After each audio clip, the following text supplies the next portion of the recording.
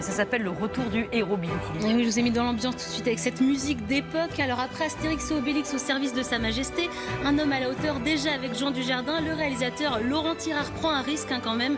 Il nous propose ce vaudeville rocambolesque en costume napoléonien avec ce duo savoureux, Jean Dujardin et Mélanie Laurent. On est dans les années 1800 et on suit l'histoire d'Elisabeth, fille de bonne famille, droite et honnête. Et face à elle, ce lâche et fourbe capitaine Neuville. Il est fiancé à la sœur d'Elisabeth, mais il doit partir au front avec les troupes napoléoniennes. Il promet d'écrire à sa Dulcinée, mais ne le fait pas.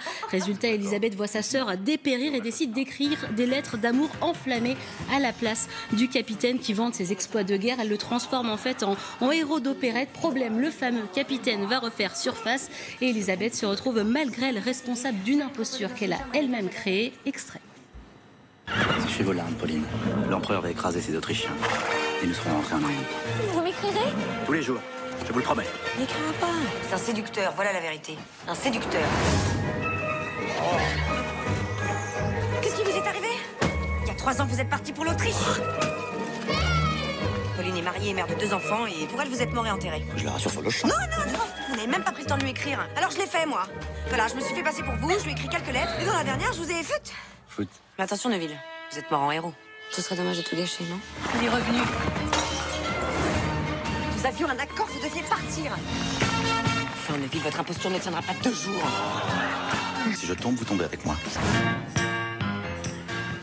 Alors c'est vrai que les films comme ça on n'en voyait plus en France, pourquoi? Parce que les costumes ça fait vraiment très très peur aux producteurs. Alors ce retour du héros plaira quand même aux cinéphiles qui se rappelleront les films de Philippe de Broca avec Belmondo ou ceux de Jean-Paul Rapneau, et le duo Jean Dujardin, Mélanie Laurent fonctionne très bien. Lui incarne à merveille cet imposteur couard un petit peu lourd et en même temps assez futé et plutôt drôle, et on retrouve Mélanie Laurent pour la première fois dans une comédie. Ça lui va plutôt pas mal et son personnage est vraiment très féministe pour l'époque. Elle est libre, elle n'a pas sa langue dans sa poche, elle a beaucoup d'esprit et de dérision.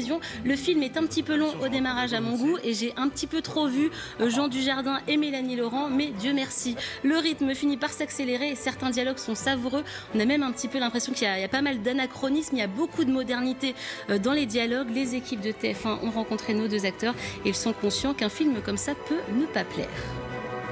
On n'est pas obligé de manger et de faire tous la même comédie. Je pense que les gens aussi sont prêts et nous le témoignent à chaque fois, prêts à voir d'autres choses. À une condition de ne pas être nostalgique, évidemment, et pas de refaire un film comme à l'époque. L'idée est de se servir des ingrédients, de prendre des parfums, et puis remoderniser tout ça. Notamment avec le personnage de Mélanie, qui est très moderne, qui est pivot. C'est un beau rôle de femme forte.